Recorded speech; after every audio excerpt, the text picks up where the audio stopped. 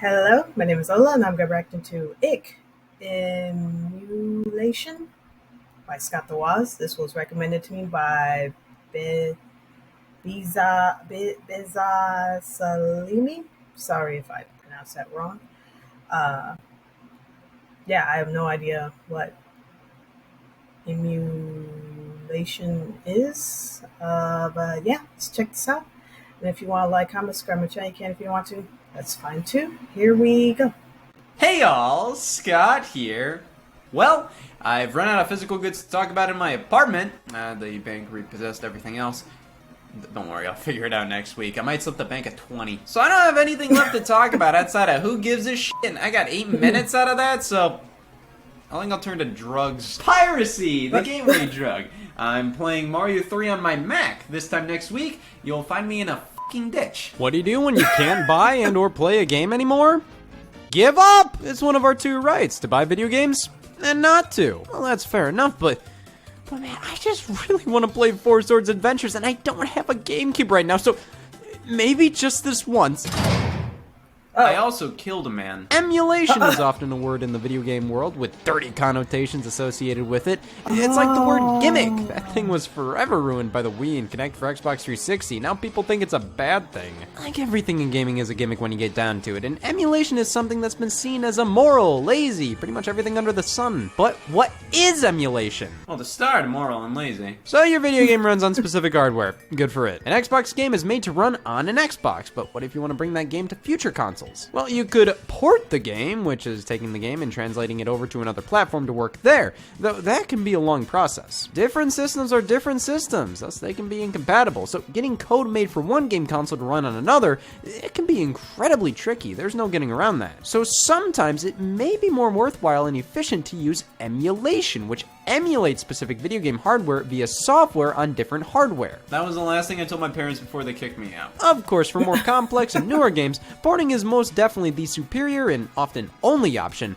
You can fine-tune the game to work perfectly on a new platform, while emulation is more of a quick and dirty jack-of-all-trades solution for older systems. It takes a while to figure out how to code a program that makes a game file think it's running on a game console it was meant to work on, which is why emulation is primarily used for games from older consoles, ones that programmers have pretty much completely figured out at this point. If you're bringing old school NES, Sega Genesis, Atari games to a new platform, these games are so unbelievably simple.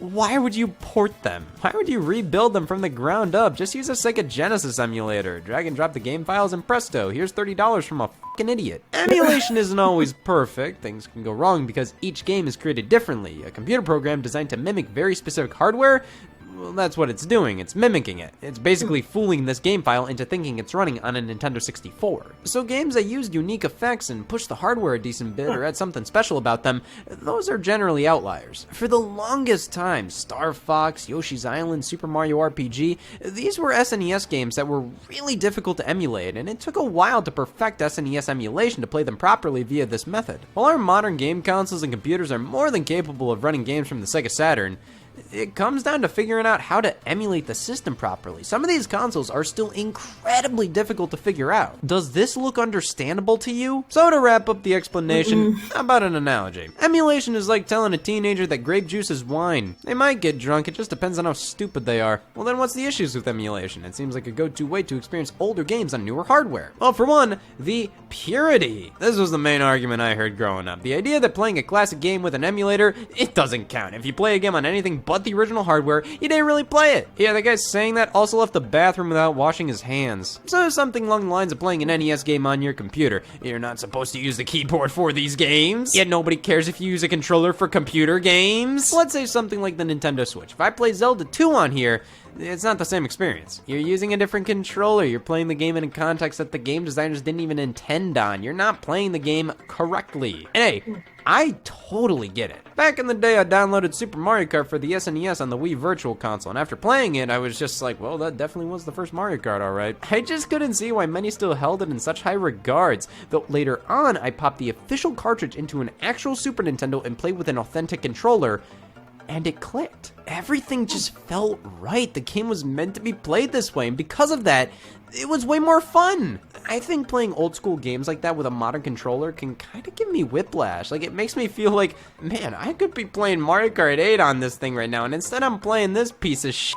Playing on the original hardware helps in understanding what the game is trying to achieve. It allows you to immerse yourself in the context of playing the game as it was intended. That's not to say I can't enjoy old games on new platforms. Far from it. I prefer it. It's so much more convenient. It's just playing with the actual cartridge and system and controller. It just feels right. Playing an NES game on Switch makes me ask, what the hell am I doing with my life? Playing an NES game on an actual NES with an original controller, it feels like you're appreciating history. It's like listening to vinyl. Sure, it's more effort to do it that way, but it feels so much more genuine. However, emulation does have a ton of benefits, one being video output. It can look a million times better than most conventional ways of playing on the original system. Yes, I do like to see the game. Pixel perfect visuals, it's so crisp now. This is horrible for Atari. You ever play any of these Atari compilations when they're in crystal clear HD and it just makes you realize how stupid you feel while playing these games? Guess what I'm playing with an Xbox controller?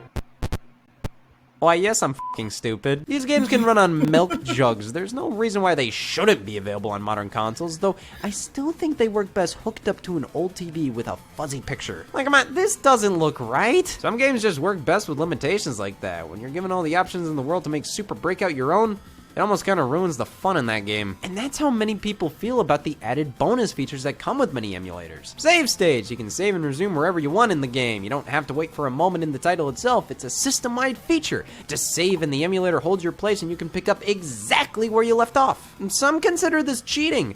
I consider it an open relationship. Here's the thing. Do you really think most of the developers chose not to include save files in their games? Or do you really think they knew back then what an adequate amount of save points would be if they did have save files? I think this is mainly an argument from retro gamers who feel games have gotten too easy these days, but does that easiness stem from being able to save? It's more of just something that deserves to be there. Like, imagine a DVD player without a pause button because, well, you couldn't pause the movie in the theater. So the fact these emulators include saving options, that's not right. You gotta play through the game as it was intended. Are you guys really acting like you never got help playing games in the 80s and 90s? Are you really acting like you didn't look at maps and guides in Nintendo Power, or acting like you didn't get help from friends on the schoolyard, or use Game Genie to mess around with the games or input cheat codes? Bottom line, if you don't want to use save states, good for you, but who the hell cares? They're nothing but a good option to have, though I think the main argument is about abusing them. You can save your game right before a super tough part and just keep reloading that save point until you get it right. Hey, to be fair, if you abuse save states and use them constantly, chances are you're gonna save state yourself into a corner. Like, you save at a part where 1 billion projectiles are already on their way to you, and once you load at the save point, BAM! Oh, I am scum. I find myself using save states not because I can't do what the game is asking me to. I just don't want to put up with its garbage. I don't want to waste time playing through a bunch of levels I've already been without save states all over again just to get to one part of the game I have trouble with. Hey, that's a part of the game design if you have to replay levels, but in many of these cases, I'm not trying to beat the game for a sense of accomplishment. I just want to beat it to experience it. So I think save states are fine if used in moderation. Rewinding is for bitches. Another staple of emulators is the rewind functionality, being able to rewind from wherever you are to wherever you were. Who would use this?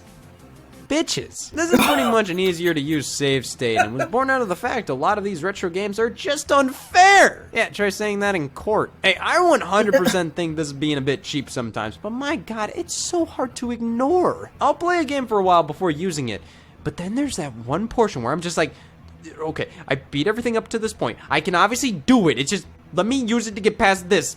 And then I proceed to use it for the rest of the game. It's so evil, but it's such a nice quality of life improvement. Ah! What about the fast forward feature? The Sega Genesis Classics collection has that. Helps me die way sooner. You can consistently change and add filters and change how the game looks with emulation. Some people like the pixels all smoothed out. Some things like the pixels all smoothed out. Oh, look at that, a CRT filter, making it look like it's on an old TV. I understand the value in something like this. These types of monitors are what these games are designed for, though filters like this feel very patronizing to me. Like, what do you think, I'm a fucking idiot? No, I need the pixel smooth, stretched widescreen, mirrored image, TV projection, plus a CRT filter. Can you tell I have standards? Button mapping. You can change where the buttons are. I think this is a feature that should be standard on literally everything. Like, why do I have to hit the A button for this? Why not the X button? Why not the L button, for Christ's sake? Sure, some games are fully designed around where the button is. I remember Heavy Rain, when the character would be in stressful situations where you had to carefully move between dangerous objects. You'd have to hold multiple buttons in awkward places, which really immersed me. Alright, that's enough sucking Heavy Rain off. Some button placements just don't work for people, especially when you're emulating a game from a different console. That controller may not be up to snuff. So being able to change that, I think, is important. Sure, many of these additions may make the game feel less and less as it originally did, but is that really a bad thing? More often than not, most emulation efforts give you solutions to play the game nearly just as it was always intended, if not entirely. If you don't want to play with save states, rewind features, widescreen, any of that, you don't have to! But these features can only really help the games. Many times emulators can in fact reduce slowdown, increase frame rate, enable 16:9 so you can see what the hell's going on here. And of course that raises questions. Slowdown stinks, but that was how the game was made. If you take the slowdown out of Sonic 2, is it still Sonic 2? Might be a dumb question, but what about for stuff like speedruns, competitions? Using these enhanced versions should always be specified, but at what point do these additive enhancements become too much? The benefits emulators bring, they would have been enough to make this version of a game its own separate game back then.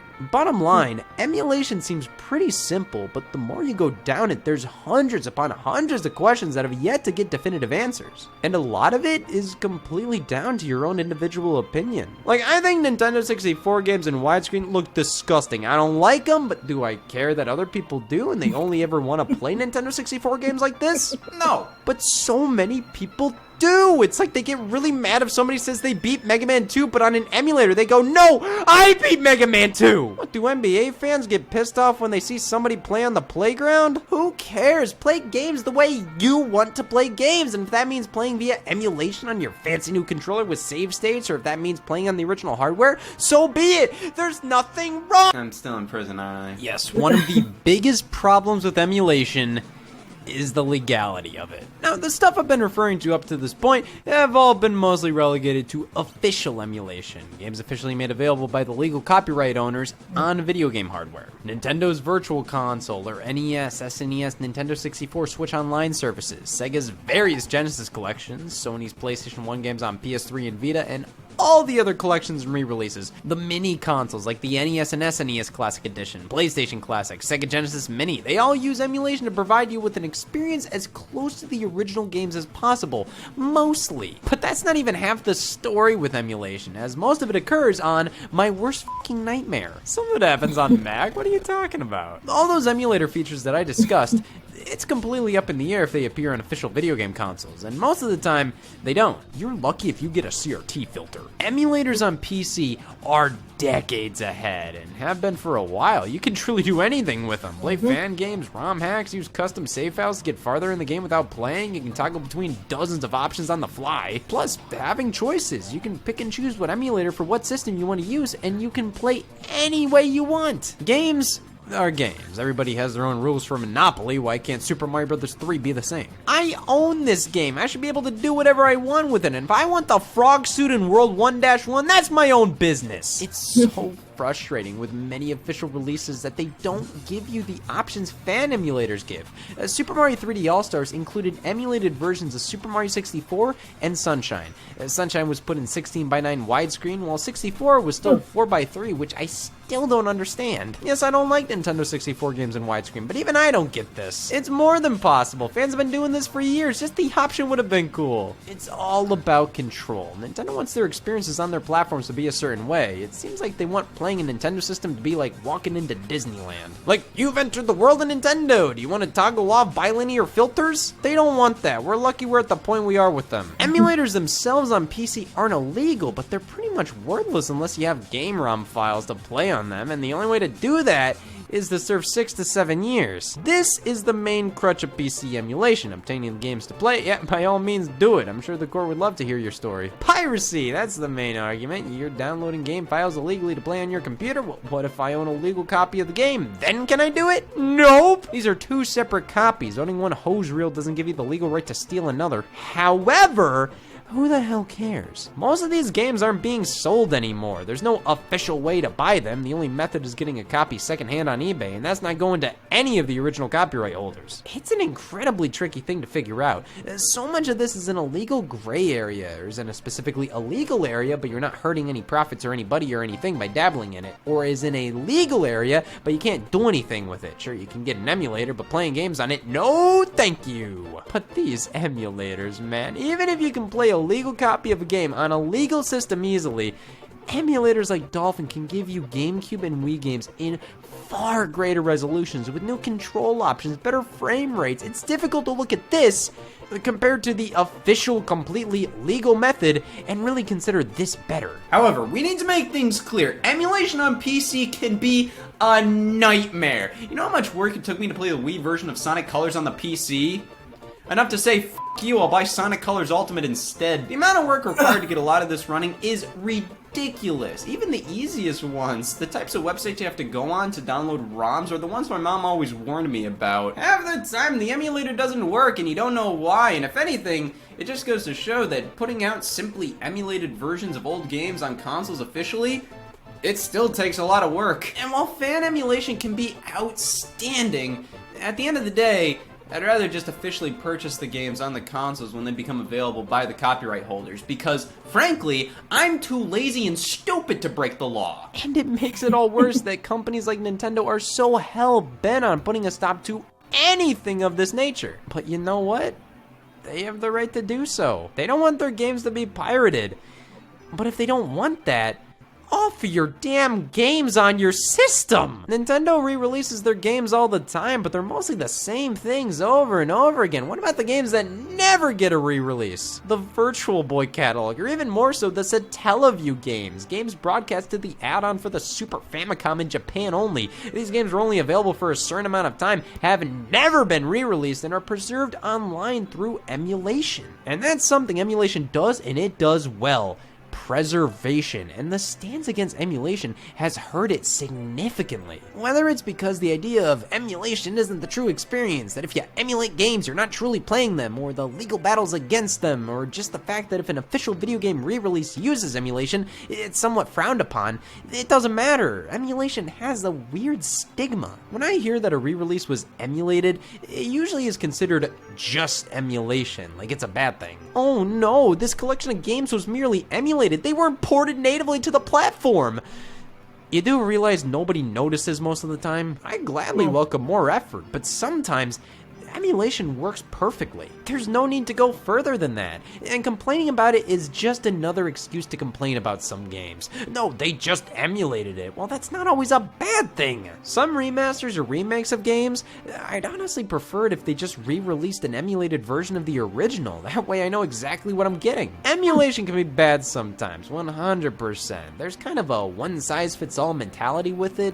Emulating a console, one game may work great for it, others may not. But like I said, even bad emulation, most of the time people don't notice. Sonic Jam on the Sega Saturn rebuilt the original Genesis games from the ground up. They fixed slowdown and improved the games here and there, but they primarily felt the exact same. Sonic Mega Collection used emulated versions. Most people never noticed, I'm telling you now. Still doesn't stop Sega from constantly putting effort into finding new ways to re-release Sonic 1. Am I the only one that gets kinda pissed off at the amount of man-hours put into re-releasing this game? Oh, the Sega Ages version of Sonic 1 is so much better than the version in the Sega Genesis Classics collection. It's the same damn game! I normally prefer my games pretty stock. I don't like to mess with the visuals or controls too much, but that doesn't mean I think the option shouldn't be there for those who don't want that. And while I prefer to play games on console, emulation on PC is a situation where you can't really blame people for doing it. It's the superior option in many ways, and I'm worried that the stance against it just keeps it from being the asset it's meant to be. This is supposed to help gaming, to help more people experience it, to help preserve it, to help people play games the way they want to play them. And companies going after stuff like this, or people frowning upon official releases using emulation when it's completely warranted to use it, it just keeps retro gaming way more inaccessible than it needs to be. Plus, who the hell actually went to jail over downloading a ROM? At the end of the day, just do what you want. Gotcha.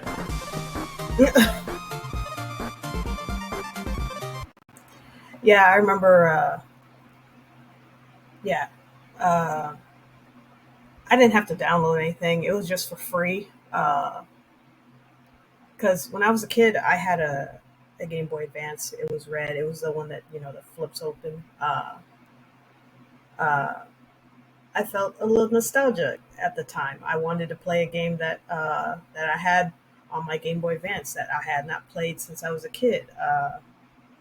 I tried it, and it just didn't feel right, man. Like it just like something felt wrong, you know. Uh, when I had the game on my Game Boy Advance, like I would play it for hours. I would, and then when I, finished the game, beat it, I would start another save file, and start the whole game all over again. That's how much of a great time I had on my Game Boy Advance. But when I try to play it on the computer, like it just wasn't the same, man. Like I just like I just xed out and just. I will admit it was nice seeing the graphics again. Uh, but other than that, like just did not feel right, man. Like I just couldn't get that feeling back. Like it's yeah, I do kind of get what he's saying. Like, did you even like play the game? Like, uh, it's like yeah, like I tried, but it just didn't feel right. Just didn't feel the same, man. Anyway, yeah, that's it. That's my reaction to Ick Emulation by Scott the Woz. Uh, yeah, everyone, take care of yourselves, each other, and I'll see you in the next one. Bye.